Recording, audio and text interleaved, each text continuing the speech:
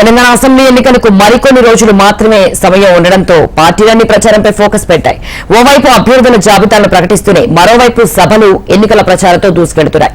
Election campaign లో భాగంగా గులాబీ బాస్ కేసీఆర్ జిల్లాలను చుట్టేస్తున్నారు. రోజుకు 3 నియోజకవర్గాలు చొప్పున సుడిగాలి పర్యటనలు చేస్తున్నారు. పార్టీ అభ్యర్థుల విజయం కోసం బహిరంగ సభల్లో వాడివేడి ప్రసంగాలతో ఓటర్లలో జోష్ నింపుతున్నారు.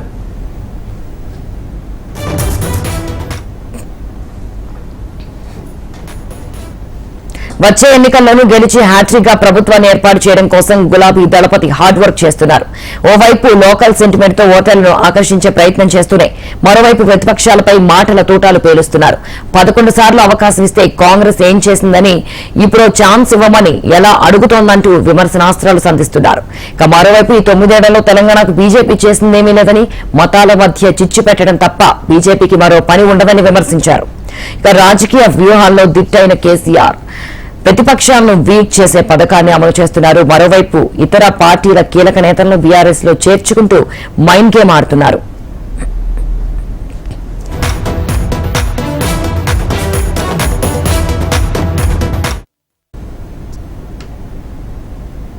మొత్తానికి ప్రచారంలో ప్రతిపక్షాలకు అందనంత దూరంలో దూసుకుపోతున్నారు గులాబీ బాస్. అటు 2014, 2018 కంటే కూడా గులాబీ శ్రేణులు ఎక్కువ శ్రమిస్తున్నాయి. అభివృద్ధి, సంక్షేమాన్ని పదే పదే ప్రస్తావిస్తూనే తెలంగాణకు సీఎం కేసీఆర్ శ్రీరామ రక్ష అంటూ ప్రచారం చేస్తున్నారు. కేసీఆర్ మూడోసారి ముఖ్యమంత్రి అవుతారంటూ కూడా ధీమా కల్పిస్తున్నారు. ఇదే విషయానికి సంబంధించి మరింత సమాచారం మా ప్రతినిధి ఏవై స్వామి అందిస్తారు. ఏవై స్వామి, మరి ఎలక్షన్స్ దగ్గరకు వచ్చేస్తున్నాయి. మరి ఈ నేపథ్యంలో గులాబీ బాస్ ముచ్చటగా మూడోసారి హ్యాట్రిక్ కొట్టడానికి ఎటువంటి వ్యూహాలు రచించారు? ప్రతిపక్షాల మీద ఎలాంటి కౌంటర్ ఇస్తున్నారు?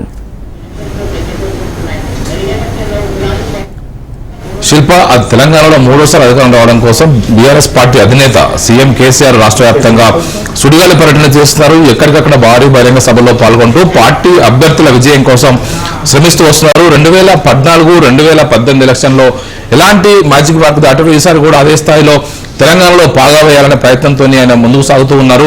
ఒకవైపు పార్టీ అభ్యర్థుల ఎంపిక దగ్గర నుంచి ప్రతి విషయంలో కూడా జాగ్రత్తగా వ్యవహరిస్తున్నారు కేసీఆర్. ఈసారి చాలా మంది సిట్టింగ్లకే మరోసారి అవకాశం కల్పించారు. సొంత పార్టీని చక్కబెట్టుకుంటూనే ప్రతిపక్ష పార్టీని వీక్ చేసే వ్యూహాన్ని అమలు చేస్తున్నారు. ఎన్నికల ప్రచారంలో భాగంగా 2014లో రాష్ట్రాన్ని సాధించినటువంటి సెంటిమెంట్ తోని అధికారంలో వచ్చినటువంటి కేసీఆర్ 2018లో చేసినటువంటి అభివృద్ధి పనులు, సంక్షేమ కార్యక్రమాలను వివరిస్తూ మరోవైపు రాష్ట్రంలో అప్పుడున్నటువంటి మహాకూటమికి సంబంధించిన విషయంలో స్థానిక అస్త్రాన్ని ప్రయోగించి తెలంగాణలో రెండోసారి అధికారంలోకి వచ్చారు. ఈసారి మూడోసారి హ్యాట్రిక్ గవర్నమెంట్ ఏర్పాటు చేయడం కోసం కేసీఆర్ శతవిధాల ప్రయత్నం చేస్తున్నారు. అన్ని రకాల అస్త్రాలు ప్రయోగిస్తూ ప్రతిపక్ష పార్టీ బలమైన నేతల్ని తమ పార్టీలో చేర్చుకుంటూ వాటిని వీక్ చేసే ఒక వ్యూహాన్ని అమలు చేస్తూ ఉన్నారు. మరోవైపు రోజు 2-3 సభల్లో పాల్గొంటున్నటువంటి కేసీఆర్ ఆయా స్థానిక సమస్యల్ని ఏకరువు పెడుతూ రాష్ట్ర ప్రభుత్వం ఏం చేస్తుంది, స్థానిక నియోజకవర్గాల పరిస్థితి ఏంది, తెలంగాణ రాకముందుకు రాష్ట్రం పరిస్థితి ఏ విధంగా ఉండే, తెలంగాణ వచ్చిన తర్వాత ఏ విధంగా ఉందనే అంశాన్ని వివరిస్తూ జనంలోకి తీసుకెళ్తున్నారు. పార్టీ అభ్యర్థుల విజయం కోసం శ్రమిస్తూ ఉన్నారు. ఒకవైపు స్థానికంగా ఇస్తున్నటువంటి రైతు బంధు కావచ్చు, రైతు బీమా కావచ్చు, వివిధ రకాల సంక్షేమ పథకాలు, లబ్ధాలకు సంబంధించిన విషయాల్ని వివరిస్తూనే సొంత పార్టీ ఆయా నియోజకవర్గాల్లో ఏం చేసింది, ఒకవైపు పోటు భూముల విషయం కావచ్చు, వివిధ రకాల సమస్యలు కావచ్చు, సాగునీరు అంశాలు కావచ్చు, 24 గంటల విద్యుత్ లాంటి అంశాలని పదే పదే గుర్తు చేస్తూ కాంగ్రెస్ పార్టీ బీజేపీ నుంచి వస్తున్నటువంటి పోటీని తట్టుకుంటూ వారికి అదేవిధంగా వారికి ఒక కౌంటర్ ఇచ్చే ప్రయత్నం అయితే కేసీఆర్ చేస్తూ ఉన్నారు. కర్ణాటకలో కాంగ్రెస్ పార్టీ ఇచ్చినటువంటి హామీల్ని తెలంగాణలో వాళ్ళు ప్రచారం చేస్తున్న నేపథ్యంలో దానికి కౌంటర్ ఇవ్వడం కోసం కేసీఆర్ నిత్యం ఆయా సభల్లో గుర్తు చేస్తూ ఉన్నారు. 3 గంటలు ఇచ్చే కాంగ్రెస్ పార్టీ కావాలన్నా, 24 గంటలు ఇచ్చే బీఆర్ఎస్ పార్టీ కావాలన్నా ప్రజలు తేల్చుకోవాలంటూ వారికి తనదైన శైలిలో వారిని ఒక పార్టీ వైపు మళ్ళీ ప్రయత్నం చేస్తూ ఉన్నారు. ఈసారి కొంత నిరుద్యోగుల విషయంలో కావచ్చు, మిగతా చాలా మంది యువత విషయంలో కొంత వ్యతిరేకత ఉన్న విషయాన్ని పసిగట్టినటువంటి బీఆర్ఎస్ పార్టీ అధిష్టానం వారి కొంత చక్కదిద్దే ప్రయత్నం చేస్తూ ఉంది. గతంలో ఏ ప్రభుత్వం ఇవ్వనటువంటి ఉద్యోగాలు తెలంగాణ ప్రభుత్వంలో కల్పించామో, దేశవ్యాప్తంగా ఏ రాష్ట్రంలో ఇవ్వనని ప్రభుత్వ ఉద్యోగాలు ప్రభుత్వ రంగంలో బీఆర్ఎస్ పార్టీ ప్రభుత్వం కల్పించిందని చెప్పేసి ప్రచారం చేస్తూ ఉన్నారు.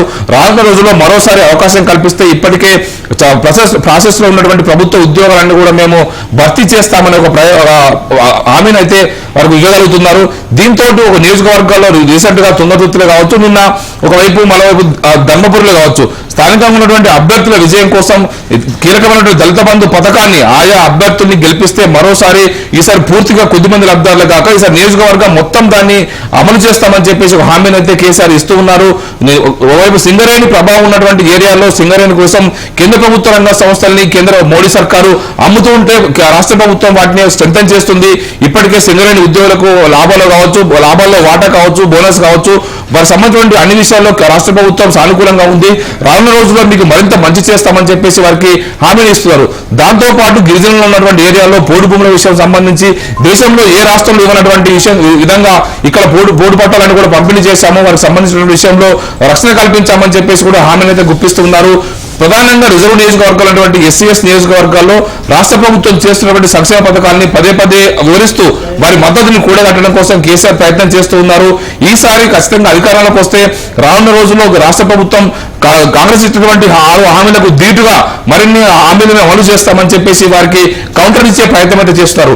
మొత్తానికైతే స్థానికంగా అస్త్రాన్ని ప్రయోగిస్తూనే ఒకవైపు వెల్ఫేర్ మంత్రాన్ని కూడా పఠిస్తూ వస్తున్నారు.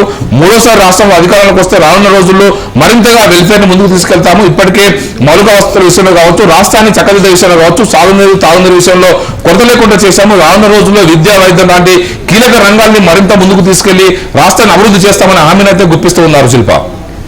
అయితే కొన్ని చోట్ల అంటే బీఆర్ఎస్ కి కొన్ని చోట్ల వ్యతిరేక పవనాలు అయితే వీస్తున్నాయి. ఇదే క్యాష్ చేసుకునే పనిలో పడ్డారు ప్రతిపక్షాలు అనుకోవచ్చు. అంటే దళిత ముఖ్యమంత్రులతో 3 ఎకరాల భూమి అని, లేకపోతే కొన్ని నియోజకవర్గాలంటే చిన్న చూపను, నిరుద్యోగుల సమస్యను ఏదో ఒక విధంగా రీకౌంటర్ ఇవ్వడానికి అయితే చూస్తున్నారు ప్రతిపక్షాలు. మరి ఈ మైనస్ ని ఎలా ఎదుర్కోబోతోంది బీఆర్ఎస్? ఒకవైపు రాష్ట్రంలో ప్రధానంగా కర్ణాటక విజయం తర్వాత కాంగ్రెస్ పార్టీ కొంత పుంజుకొని రాష్ట్రంలో బీఆర్ఎస్ కు బలంగా పోటీ ఇచ్చే ప్రయత్నం అయితే చేస్తుంది. మరోవైపు జాతీయ స్థాయిలో బలంగా ఉన్నటువంటి ఇప్పటికే మోడీ సర్కారు, భారతీయ జనతా పార్టీ కూడా తెలంగాణ పైన ఫోకస్ పెట్టి ఇప్పటికే అమిత్ షాతో సహా పలువురు కీలక నేతలంతా కూడా తెలంగాణలో పర్యటిస్తూ భారీ బహిరంగ సభల్లో పాల్గొంటూ ఉన్నారు. వారు ఏం చేయబోతున్నారు, రాష్ట్రానికి ఏం చేసినామని చెప్పేసి వారు వివరిస్తున్నారు. దీంతో బీజేపీ నుంచి కాంగ్రెస్ నుంచి ఎదురవుతున్న సవాలని బీఆర్ఎస్ పార్టీ గట్టిగా ప్లాన్ చేసింది. దానికి ఎప్పటికప్పుడు కౌంటర్ ఇచ్చడం కోసం ప్రయత్నం చేస్తున్నారు. పార్టీ సీనియర్ నేతలు, party working president KTR, Harish రావుతో పాటు సీనియర్ మంత్రులంతా కూడా, ఎమ్మెల్సీ కవితతో సహా సీనియర్ మంత్రులంతా కూడా ఎక్కడికక్కడ దానికి కౌంటర్ ఇస్తూ తెలంగాణ ప్రభుత్వం ఏం చేస్తుందనే విషయాన్ని పదే పదే వివరిస్తూ జనంలోకి తీసుకెళ్లే ప్రయత్నం అయితే చేస్తున్నారు. ఒకవైపు నిన్న గత 2-3 రోజులుగా తెలంగాణలో రాహుల్ గాంధీ పర్యటించి ఆయా సభల్లో పాల్గొన్నారు. కొల్లాపూర్తో పాటు కలకూర్తి లాంటి సభల్లో పాల్గొన్నారు. జడ్చలలో రోడ్ షో చేశారు. నిన్న కాళేశ్వరం ప్రాజెక్టు వద్దకు వెళ్లి అక్కడ మంతని ఏరియాలో స్థానికంగా మహిళలతో కావచ్చు, స్థానిక నాయకులతో మాట్లాడి తెలంగాణలో కాంగ్రెస్ పార్టీ రానున్న రోజుల్లో ఏం చేయబోతుంది, ఏం చేస్తే రాష్ట్రం మరింత బాగుపడుతుంది, తెలంగాణ ఇచ్చిన పార్టీ అని చెప్పుకున్నటువంటి కాంగ్రెస్ పార్టీ తాము ఖచ్చితంగా రానున్న రోజుల్లో అధికారంలోకి వస్తామని జనానికి ధీమా కల్పించే ప్రయత్నం చేస్తుంటే దానికి కౌంటర్ ఇవ్వడం కోసం భారతీయ జనతా పార్టీకి కావచ్చు, కాంగ్రెస్ కావచ్చు, రెండింటికి కేసీఆర్ ఏకకాలంలో వారిని కౌంటర్ చేస్తూ రానున్న రోజుల్లో రెండు పార్టీని మట్టి కల్పించే లక్ష్యంగా ముందుకు సాగుతూ ఉన్నారు. భారతీయ జనతా పార్టీకి 2018 ఎలక్షన్స్ లో 103 స్థానాల్లో వారికి డిపాజిట్ దక్కలేదు. రానున్న రోజుల్లో వారికి ఖచ్చితంగా 110 స్థానాల్లో డిపాజిట్ దక్కకుండా చేస్తామని చెప్పేసి కేటీఆర్ తో సహా సీనియర్ నేతలంతా కూడా వారికి కౌంటర్ చేస్తారు. త్వరలో మరోవైపు మోడీ హైదరాబాద్ లో బీసీ సభ కావచ్చు, మరో ఎస్సీ సభ లాంటి పెట్టబోతున్నారని చెప్పేసి ముందే గుర్తించినటువంటి భారతీయ జనతా పార్టీకి కౌంటర్ ఇవ్వడం కోసం కేసీఆర్ ఇప్పటికే బీఆర్ఎస్ పార్టీ తరఫున దళితులకు కావచ్చు, గిరిజనులకు కావచ్చు ఏం చేశాము, బీసీలకు బీసీ బంధు లాంటి కీలక పథకాన్ని తీసుకొచ్చి వారి వృత్తుల్ని కాపాడడం కోసం ప్రయత్నం చేస్తున్నాము, దళితులకు దళిత బంధు ఇచ్చి వారి జీవితాల్లో వెలుగు నింపుతున్నామని చెప్పేసి ప్రచారం చేస్తున్నారు. ఒకవైపు నిరుద్యోగ విషయం సంబంధించి కూడా ప్రతిపక్షాల నుంచి పెద్ద ఎత్తున అవుతున్న విమర్శల్ని ఎప్పటికప్పుడు లెక్కలతో సహా వివరిస్తూ గత 2014 అధికారంలోకి వచ్చినప్పటి నుంచి కూడా ఈ 9.5 సంవత్సరాల పాలనలో బీఆర్ఎస్ సర్కారు ఏం చేసింది, టీఎస్పీఎస్సీ ద్వారా ఎన్ని ఉద్యోగాలు భర్తీ చేసింది, ఎక్కడ దీనికి సంబంధించిన విషయంలో లోటుపాటు జరుగుతున్నాయి, రానున్న రోజుల్లో మరోసారి అధికారంలోకి వస్తే టీఎస్పీఎస్సీని మేము ఖచ్చితంగా ప్రక్షాళన చేస్తాము, దాన్ని మరింత స్ట్రెంథెన్ చేస్తామనే ఒక హామీని అయితే గుప్పిస్తున్నారు. శ్రీరా రైట్ అవే స్వామి, థ్యాంక్ యూ.